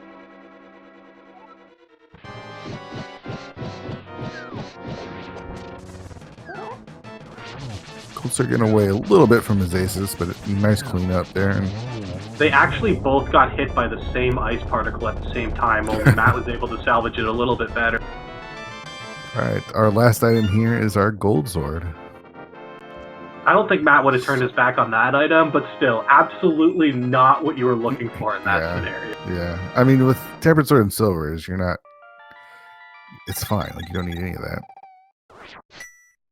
It'd be interesting if you could actually, easily skip boss items if you just not pick that up. You know what I mean? Yeah. All right, so that's save and quit. I'm thinking Azasis is heading Turtle Rock here. Yeah, and like we thought, Matt is going to finish off his Zora's Domain checks, which totally makes sense. Or do you do Hera first? I feel like you got to go into TR. No, I think he's at least going to check the tablet and maybe the first two checks. Even? Yeah. Oh yeah, the lobby of Hera. Yeah, I don't know if he does Spike Cave. Especially with where the hook shot was behind the cape, are you really going to find two super important items locked behind the cape? I mean, obviously it could happen.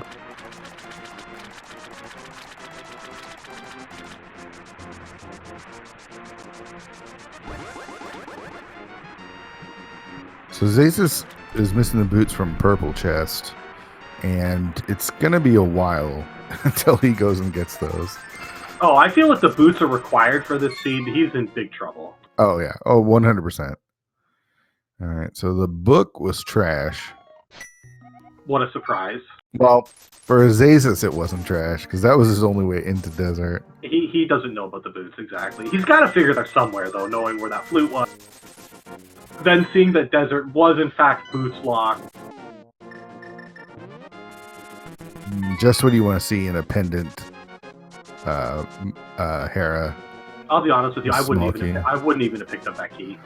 Yeah. I would have skipped it, and I would have went to check this chest, and I'm either going to Hera pot or I'm going to, you know what I mean? I'm not going to use that key.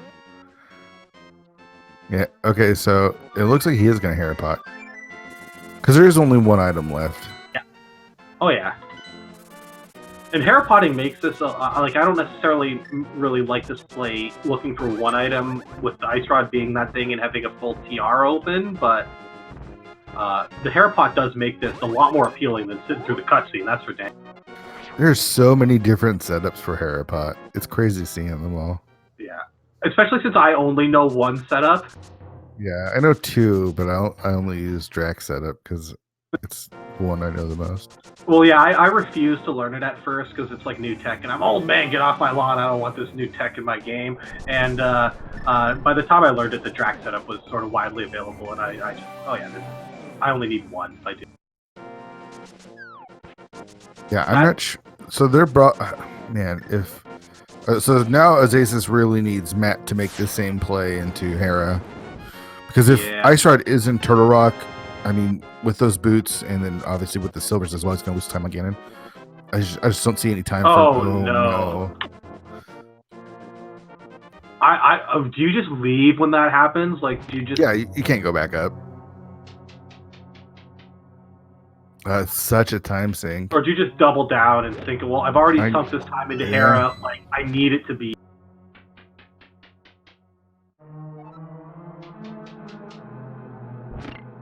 Yeah, I guess that's the thinking, right? Like, And Matt is just gonna leave. all right, so Ice Rod here for Azasis to win this match. I really feel the Ice Rod's gonna be in Misery Mire. I don't know why. That's Because probably that flute. Because that flute. Oh my gosh! It is there. Oh wow. my gosh! What an enormous play! Unbelievable. All right. Well, okay. All right. So now Azasis is in full go mode. As long as the torch doesn't have the dig key. Now, Matt is in a position where after completing Turtle Rock, where do you go next? And I think he might head to Mire. I don't know if he heads back to Hera. Yeah, I feel like if he'd skipped Hera entirely and skipped the Ether Tablet and went right to TR, then I feel like your first play is obviously you go over there. But the fact that he only has the climb left and he knows it's only one item, that's a tough call. Unbelievable. This game just flipped. Oh, the 100%. That might have been the only spot the Ice Rod could have been that would have worked for Azasis in the entire game at this point. I mean, it makes sense. Like, we even thought Azasis should probably leave after falling to Voldemort. Oh right? man, there's zero chance I'm getting that Ice Rod this speed. Yeah, there's a really strong chance I probably, if I'm routing this, I probably do Turtle Rock first and then Hera after. Same. I play way more risky than both these two because I'm literally insane, but I like also having a few spots hanging over my head making me worry while I'm routing. But I kind of like him after he falls. I kind of like the doubling down though, because you already feel kind of bad about being up there. You might as well finish it out. I feel like half measure plays never work in this game. If you're going to make a play, make the play and stick with it. Man, that flute, 100% unnecessary. Absolutely. Well, I mean, oh yeah, because the boots aren't needed for the flute derp. The flute isn't needed for the boots. It's vice versa. So yeah, absolutely unneeded. Wow. All right, so Matt's going to make his way through Turtle Rock and not find the Ice Rod, and so it really depends on now where he goes next. I mean, basically, I'm not sure what he has left other than Misery Mire. I mean, surely Misery Mire is a better option than Helmasaur King with 2 items, although it's still 2 items in Misery Mire, too. It's probably, quicker to kill the Helmasaur King and Green Pendant. I don't know, it's probably about... That's what I'm thinking he might do Hera next. The other thing is, like, with Hera being on the mountain and you're on the mountain, if you leave it now, you're committing to last locationing it, and I'm not even saying bad play, per se. Obviously, it's the wrong play in this seed, but...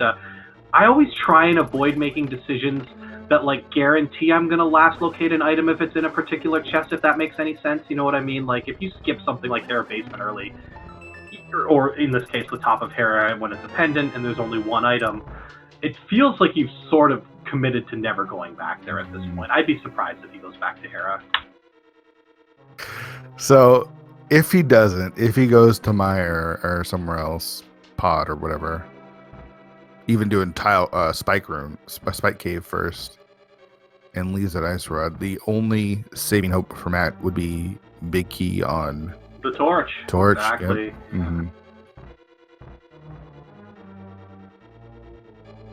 So don't go anywhere. There's still decisions to be made and routing to take place. Because if Matt just goes right to Hera after this, he's still in it. Yeah, it'll be tough, for sure. I mean, there's been some crazy finishes at the end of these seasons. I don't want to spoil anything, but there were some very interesting finishes last night, so...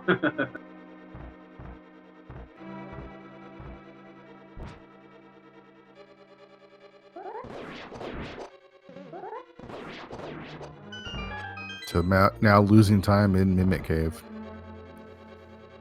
I mean, there's nothing that our runners can find at this point that would help them at all. No.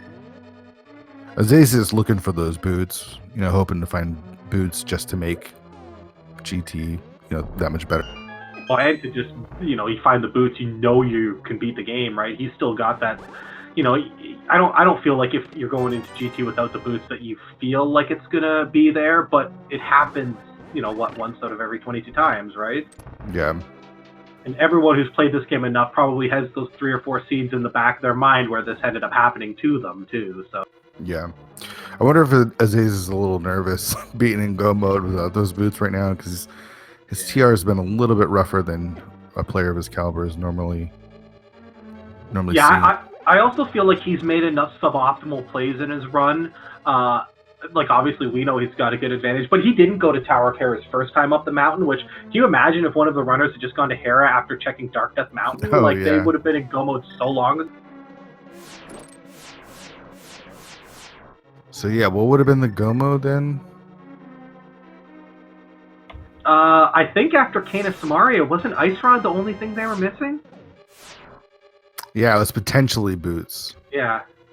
So yeah, they could have gone to the mountain, done Hera, and been in go mode. And it's like, as you're going through go mode, at least for me, I'm always thinking about ways that I could have potentially saved time, not necessarily as sort of like a worrying for my opponent, but also as sort of like a learning experience. Like, oh, if I'd made these 3 decisions differently, it could have worked out better for me. And you start to think of all these terrible scenarios. Well, if my opponent had just done this, he'd be here and here and here, and it can really make you nervous down the stretch for sure. I mean, there is just a certain level of nerves in these tournament matches that don't really exist when we're just messing around casually as well. All the stakes are on the line here.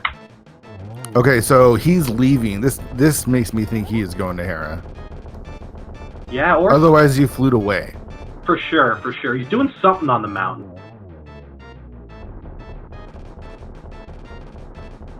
And, like, he doesn't have any great options, really. It's not like he's sitting on Pendant Pod with 5-6 items in it. He's got 1 item, 2 items. Like, he doesn't have a very big mother load to go to. Hopefully he does make the Hera play and doesn't just go into Spike Cave. Yeah.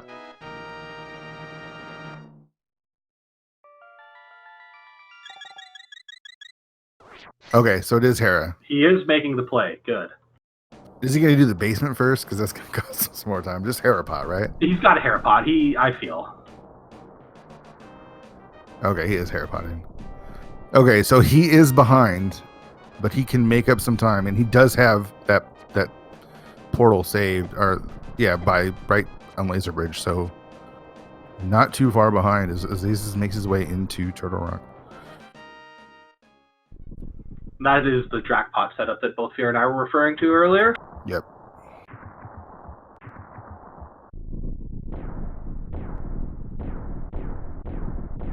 So is it going to be on the torch? Frost, is it going to be on the torch? I don't think it is, but, I mean... Do you just go and beeline the torch in this scenario? Azaze has got more stones than I do. All right. So, off to Hope Room first. Okay, so Matt is going to be picking up his Ice Rod here very shortly. This is going to be a close one, especially with those boots. All right, so no key in the first 2 chests, so he has to head left. Yeah, in this scenario, I 100% would have went to the torch first, specifically because he should know the boots can't be in, and he's safe. Okay, so Azaze is in go mode. All right, Matt, is he going to pick up the crystal? He's not going to be able to mirror here. He's going to have to drop down first. But I probably wouldn't have dropped down that hole. Yeah, the double trip. Yeah. Drop it off to the side. He's just going to run right out the front door, I think, at this point. Matt, you've got the mirror in hand. All right, so a couple small keys in the Stalfos room. I feel like it would have been faster to save and quit than do this, maybe. Oh, yeah, but then he loses portal, right? So no, yeah, he can't save and quit. He's got to walk out. Yeah. All right, so nothing in the Stalfos room. And this is always a weird feeling when you route GT and you don't have the boots. And, like a lot of these bonks and stuff that you're used to, like your muscle memory has. Oh yeah. Especially if like you like, I mean, I don't know that you and I have really grinded NMG like these two have, but if you've got that NMG boots GT muscle memory. Yeah. Like you saw his aces there thinking like, okay, this is where I normally would bonk across, but then like, no wait, I don't have boots. It's a very like, when do you see a situation where one runner has the boots and the flute and the other runner doesn't? But having the boots and the flute were really not advantageous to the seed at all. They only opened checks that didn't lead to anything. Yeah, I mean Matt is still behind, and we got the big key there in the fire snake room. You know, Matt. I don't know how Matt routes. If he does Dark Magician, he's going to lose even more time. I don't think the boots and the silvers are going to be enough. No, it's probably at the verge of some sort of really, really unfortunate situation. Mazazas allowing Matt to come back. We're at what, like 3 or 4 minutes at this point? I'll take your word for it. I am literally the worst player in this community at guessing how long things take and how big of a lead someone has. Could be 4 minutes, could be 25 minutes. I have no.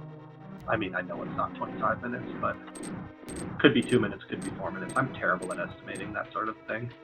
Man, can you imagine Azazas winning this like an hour and 10 minutes into this race with how far behind as he felt? Honestly, the first race they had felt sort of the same way. Matt felt like he had a lead in that one as well until Azazas pulled the cane off of, I think it was cane. It was Graveyard Ledge was the item they found. And Matt didn't get it as early. And similar with this one, Azazas just making all the sort of big brain plays, if you. That Tower of Hera play was impressive. I'm impressed that Matt went back to it as well. Yeah. I mean, you found that he was the first of our runners to find the boots and has been able to do, you know, all of the seed so much more efficiently with those boots, or at least the last 4 minutes or so. And yeah, and it's just cost him more time. Like he's, you know, going to do the boots checks and then going to get the flute, and all that stuff. Like, yeah. Yeah, and all of the checks that Azazas made early on in the seed that didn't lead to anything, Matt basically checked them all afterwards, so Azazas didn't really lose anything in that on that front either. Yeah, and it looks like Matt's going to do Dark Magician route, so he'll probably lose a bit more time here as well.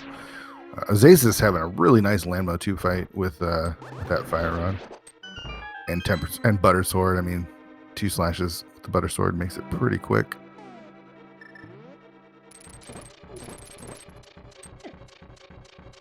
Not wanting to take any chances with those red pig guards. I have no idea what they're called. Yeah, I hate this section of GT without the boots. Yeah, I have a really, really bad personal memory, specifically when I died twice in the top of Ganon's Tower in the bronze medal game of the Challenge Cup. Or the gold medal game, I guess it was, maybe even. Semifinals, I don't know. I blocked it out of my memory, but yeah, without the boots, your best bet is probably. I feel like running up that left side to get the speed boost, and if you see that they've all sort of moved to the right, you just take the lane. But if not, you gotta switch to the hook shot. Man. Although Butter Sword does make him vaporize, so. All right, so looking at their Group K, Matt went 2-1 versus. Was it Worfjig? Is that how you say that? Yeah, I had to make sure I got that right. And Azazas went 2 against Machinex, and they've yet to play their matches yet, it looks like. So it looks like Matt will be playing the winner of that match as Azazas moves on to the group stage. That was a really clean Moldorm 2 kill there. I mean, it's not particularly difficult with Butter Sword, but he did it very, very quickly after jumping off the tower, off the ledge. And the unnecessary... I guess French vanilla, since we are in GT. Red Mill. Best room in the game without boots right here. Azazas getting through it pretty cleanly, about as cleanly as he can there in that scenario. Not hookshotting the torches in that room feels bad, man. And on to Aga 2. Not the worst pattern here. I think that's only going to count as 2. Yeah, I think that was a double. Yeah, both of these patterns have been fairly, ooh. He just was a little bit miscalibrated on that. Yeah, and then got blue balled. And another blue ball. So now you'll probably get 2-1. Straight triangle patterns. Just, this is not the Agatu that Azasis was hoping for. Yeah, he's had a couple sword slashes after that last round. Oh, this is terrible. That actually was a nice snipe on that last energy ball there, but I feel like you should get an energy ball from Aga this shot, though. Yeah. I didn't count that because that was a lot, but it wasn't. It's not something that Azasis is going to put in his. Yeah, he probably wasn't highlights counting it for either. One that he'll want to forget. I think I'm hearing some normal speed heartbeats too, which anyone who doesn't do quarter speed, or no, I like them as pure window. Yeah. All right, so 2 hearts, red melt. I mean, he's gonna chug a blue potion here real quick. I'm gonna say, like, I think with the butter sword, he should be fine. I think I agree with chugging it there, though, because then at least if you do something dumb like hug Ganon on accident because you're too eager to get those butter sword slashes in, at least you don't die. Yeah, there's no way that Azasis feels good about this, right? Like, No, he's probably, I don't know what he's like with the IRC open or not, but either looking at it constantly or looking at the icon he needs to press to open it constantly. Yeah. All right, so 6 slashes on phase 1, 6 slashes on phase 2. He's already done that. You know what makes you feel better, too, when you feel like you might be a little bit behind in Ganon when he teleports 4 times on the first cycle? Yeah. All right, Lambo 2 down for Matt.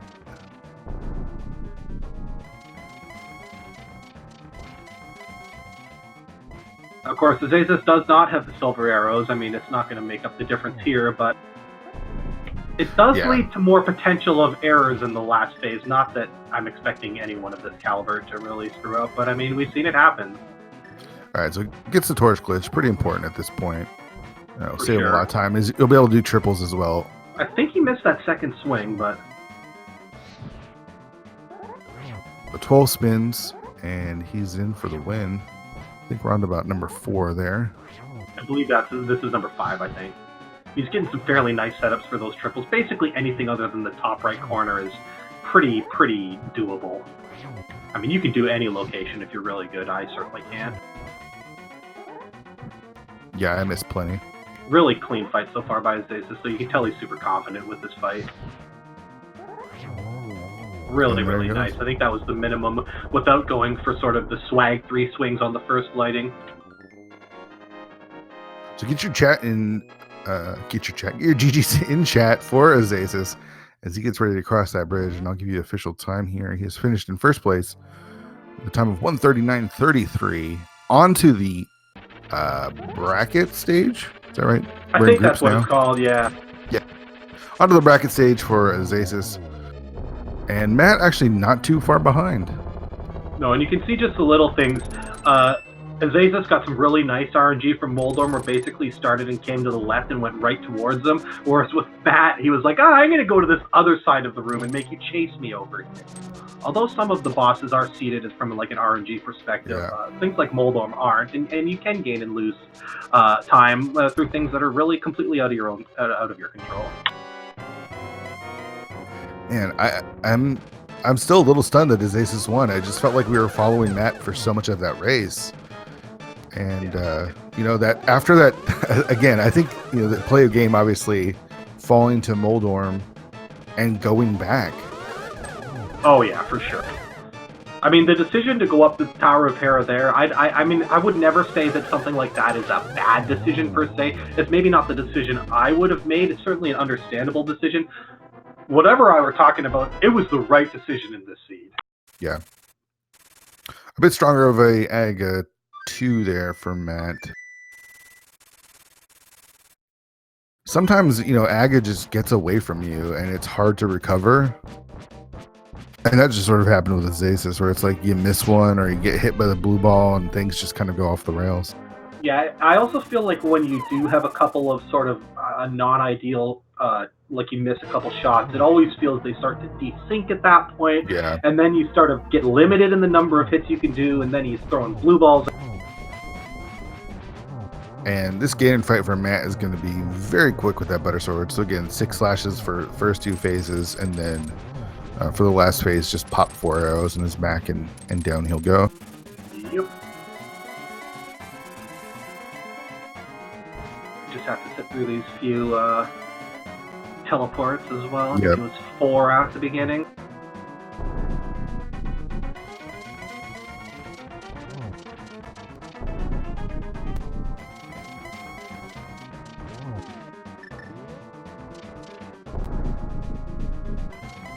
That's just got to be the worst feeling, because I've had to happen to me many times where I find something like an early mirror, I'm like, oh, this is going to be huge, and then I do all the mirror checks and it gets me nothing, so I end up losing a bunch of time, and that's kind of what happened with Matt here a bit. Oh yeah, finding the boost there did him no favors. Is that shallow enough for the triple? It is. Oh, he didn't get it. Wow, I'm surprised. I thought he had that. Nice clean Ganon fight from Matt as well. Get your GGs in chat for him as he gets ready to cross that bridge. And Matt finishes in second place with a time of 1:42.45.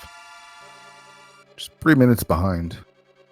Yeah, and GG's to Matt, obviously. Really good run. Unfortunately, he did finish second in this race, but, you know, as everyone always says, rando get a rando sometimes, and Azazas certainly played very well on his own part, and you know, as much as Matt may have seemed like he had an advantage throughout a lot of the seed, it all comes down to who finds the last thing first, and Azazas made that call to climb the Tower of Hera, and it paid off handsomely. He might be a little annoyed that he missed the boots and the flute, but we pretty much know that that was good in this seed, as silly as that may sound to say. Yeah, I mean, and you have to give a lot of credit to Azazas as well. To you know, I feel like we focused a lot on Matt because it felt like he was ahead, and it seemed like he was. But Azazas, you know, Azazas was able to keep his execution nice and tight and stay in it the entire time. So. Yeah, I feel like that sort of always happens when one runner, especially in an Aga seed where one runner checks more before making the play. You're always going to watch the second runner because they're finding all the stuff in the dark room on the linear path. Just, you know, even though it's a minute that they might lose back later, they're just opening those checks first. Right? Yeah, for sure. But no, that was a very, very fun match. I mean, frankly, that's why we decided to sign up to commentate this. Yeah, that's right. All right, so it looks like we are going to talk to our guys as soon as... looks like Discord is having a little bit of issues, so we'll see if we can get that sorted out and hear their thoughts. Yeah, because everyone knows you're sick of listening to us by now. That's right. We do have some more matches coming up. Let's see, at 3:50 Eastern on Speed Gaming 2, we've got Christos Owen versus Hitzian. Well, that's a game one that I'll definitely be watching. 6:20, we got McLagan versus Coy, also on Speed Gaming 2, so you'll be able to watch back-to-back matches. And it looks like they're going to be doing a double header as well. So that's three races: Christos Owen versus Hitzy and McLagan versus Coy back-to-back, all on Speed Gaming 2. So you don't want to miss that coming up here. Let's see. I thought you were turning into Chris Berman for a moment there. Just a back-to-back. So yeah, just in about 40 minutes, we've got Christos Owen versus Hitzian here on Speed Gaming 2, so you don't want to miss that. There's some other matches as well. Lack Attack versus Megawatt on the main Speed Gaming channel at 6:30. Goomba versus I Am Shorts. I think that might be game 2 or 3 on Speed Gaming 4. It is game 2, yes. We've got OC101 versus Zelda Sound on the Randomizer channel at 7:20. Like, man, today is stacked with races. And that all of these races. That OC Zelda match is game 3 as well, I'm pretty sure. That is going to be one hype match. Oh, even the Lack Attack Megawatt is a doubleheader on Speed Gaming. So I hope you're enjoying the all the tournament action, because today is a strong day of tournament action with all those matches. So make sure you keep The dial? I guess you don't really have a dial on Twitch, right? I think both of us are old enough to say the dial and not feel bad about it because we grew up with things that had dials on them. But Keep the mouse button clicked on. You're going to want to right-click on your subscribe channels and say open in pop-up window because there's going to be more than one great match happening this evening, for sure. Yeah, for sure. Evening roster, too. It's stacked all the way up till basically midnight, if I'm not mistaken, too. All right, looks like Aziz is here. We'll get him up and chatting about this race.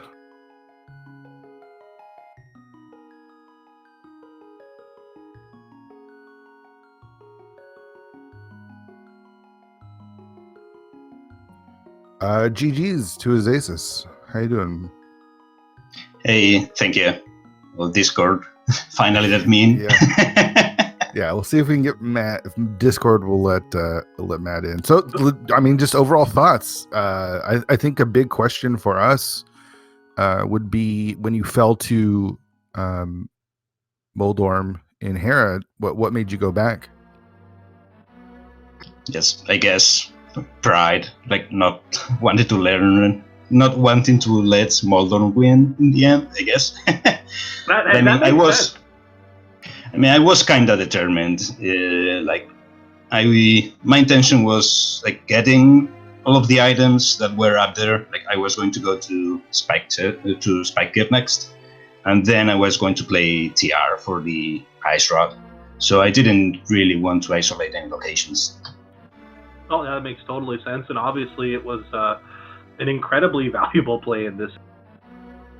Did you ever, you checked a bunch of things before heading up to what's that place called? Aga Tower clear. Did you feel a little bit bad at that point earlier in the race? Because you did, check Zora that led to nothing, and then you had to do the Houlihan to get enough money to go into... Yeah, absolutely. I think that was like the worst possible route I could have taken. And like once I beat Aghanim, like it was crystal clear that Pod had progression, but I couldn't go in because like no money. So I decided to go to Catfish. Oh yeah, no, we basically predicted exactly what you were going to do because it absolutely made sense in the scenario you were at.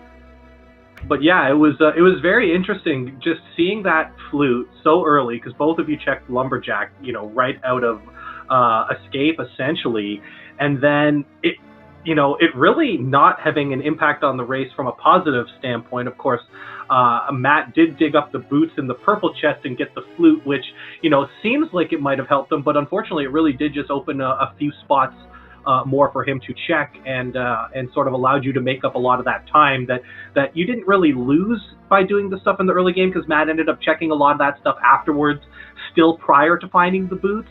But yeah, it definitely made for a very sort of Damocles hanging up there. Flute on Lumberjack, what are you going to do? And then you do Aga anyways, and it's there. It was very, very, very interesting. Yeah, I think there were like several layers of trolling at play there. Like we saw the flute at the Lumberjack cave, and then like I wanted to go to the Dark World, like using the mountain portal, just to check if Meyer was a pendant or not. And since it was a pendant, I thought, well, I might as well check everything I can before going to Aga Tower because the flute might not even be required. But in the end, Aga was required, but the flute wasn't. Like,